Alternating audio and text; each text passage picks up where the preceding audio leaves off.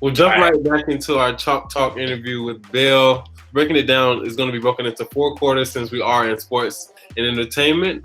First quarter being the preseason, which will be an introduction. Second quarter will be your training days, which will be your early high school and college years. Third quarter will be your regular season, which will be your current role today at Six Flags and what that looks like.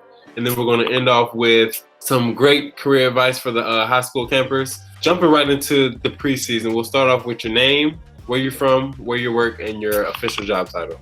Cool. My name is Bill Domeika. I work at Six Flags on the corporate office in New York, and I'm the national sales manager on the corporate partnerships team. Perfect. So what is one aspect of working in sports and entertainment do you appreciate the most? One of the things that got me into the sports business industry was the business aspect of itself. What made it tick? What made the dollars flow? Where were they going? I work in partnership sales now, but how those worked, how athlete endorsements worked. So it was just the multifaceted aspects of sports business that really got me interested. It wasn't a team. It wasn't, my favorite team, the Yankees. It's much more than that. So transitioning into your training days, which would be your early high school and college years, what did you initially want to do for a career when you were younger? Yeah, so this is where I stray far away from where any of you are looking. Like, sports business and marketing wasn't on my radar. As a kid in 5th grade, I had picked up the trumpet and it really kind of grew on me. And all throughout middle school, all throughout high school, that's all I did. And eventually, all that training in middle school and high school, prepared me for getting a scholarship to a music school in Hartford, Connecticut. So sports business wasn't on my radar. What skill would you say has helped you succeed in your career working in sports and in music too? I think passion for what you do, the passion that I had as a musician or have as a musician, and then just the creativity, because whatever you're doing, whether it's working in partnership sales like I am, whether it's ticket sales, whether it's working game day events or marketing for teams, you're going to need that creative side. You're going to need that passion. So passion and creativity is probably what I would say. So when you were figuring this out, who or what experience was like that kind of first break into the sports industry? I can tell you that I volunteered at a industry fundraiser for a gentleman whose name is Greg Economou. Greg Economou worked at the NBA. He worked for the Charlotte Hornets. He worked at Madison Square Garden. He's a great guy, loved in the industry. His niece, however, was suffering and ultimately passed away a few years after from cancer. And so I worked on an industry fundraiser for his niece.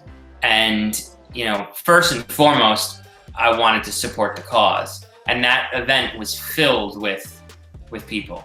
And I networked and kept in contact. That night, I met the man that would then become my boss, my first boss in the industry.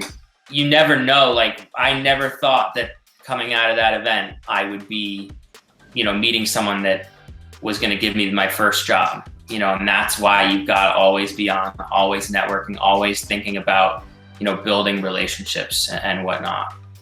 Fast forward into your current role today at Six Flags. If a student were to shout at you, what would they see you doing on your day-to-day? Smiling and dialing.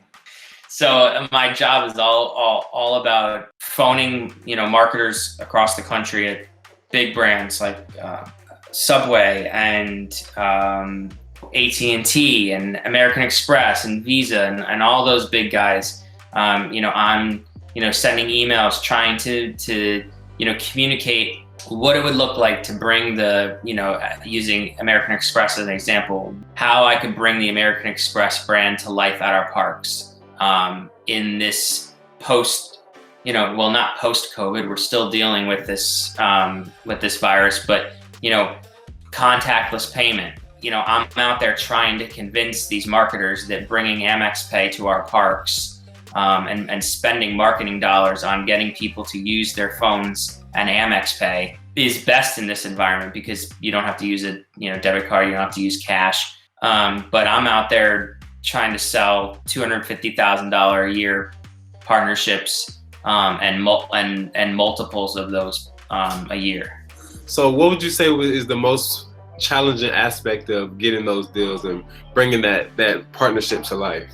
Yeah, it is challenging. Everything goes back to networking, is building relationships, because you're going to reach out to people every day that you don't know, and you've got to kind of keep going and keep at it because they don't respond to you. You can call them, you can email them. They're not just going to be like, hey, absolutely, like, let's take a meeting and where do I wire the money? Like, it doesn't work that way. It's a grind. You've got to convince them and give them a story that they're going to believe and want to bring to life for their brand in the park. And speaking to that point of it being really challenging, what point in your career or what instance would you say was a point that you had to overcome adversity, and how did you do that? Like, what was your mindset and how did you overcome adversity? For me, partnership sales is not a cakewalk, right? So it's building the story from A to C of, why should I bring my brand into your park? And you can say, oh, well, it's fun and there's lots of people, and can you imagine like the brand being in a theme park? Like, everyone's gonna love it. They're gonna be like, everybody loves our brand regardless. Like if I'm talking to Oreo, everybody loves Oreos. So why do I need to be in the theme park? It's gotta be a really compelling story. And so that to kind of constantly overcome those battles and then to win, it's a battle to get those wins. Perfect. And going into our last quarter, last portion of the Chalk Talk is going to be the playoffs. So ending up with some career advice. If you could go back and tell your high school self one piece of advice, what would you tell yourself? Network more. I mean, I can't tell you enough. It's all about networking. It's making sure you keep in contact with your friends from high school.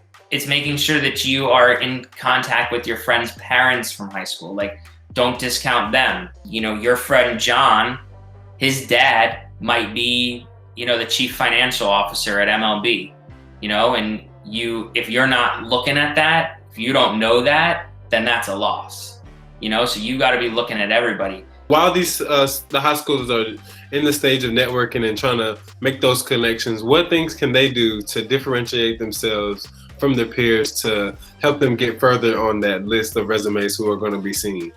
If you can do what I did in your freshman year, go through your classes, make sure you know your professors, if you figure out sophomore year that you want to work at the NBA, well, start while you're a sophomore, checking out the NBA, networking with people on LinkedIn. Internships start, I think, like junior year. Honestly, maybe even sooner than that. Like if you're a freshman and you have this aspiration to work at the NFL or the NBA or the Yankees, you got to get on their event day staff, go work Yankees games, go work, the activation staff, go to the football games and work the, outside the stadium. Like, get everything that you can put on your resume that you did prior to being in a position where you're a senior trying to look for a job. That's going to help. And you're going to meet people, right? Keep track of who you're with. When you're a senior trying to look for a job, you can go back and look at them and see where they are. Perfect, Bill. Well, I definitely look forward to growing our relationship and this as well, because I definitely see the value in having that network and building that relationships with different people in a lot of different industries. Chalk Talkers, stay tuned for more content. We have a lot more interesting people such as Bill. Stay tuned in regards to that. And we will end it off here. And we will see you guys soon. Thanks. Good luck, guys. Peace.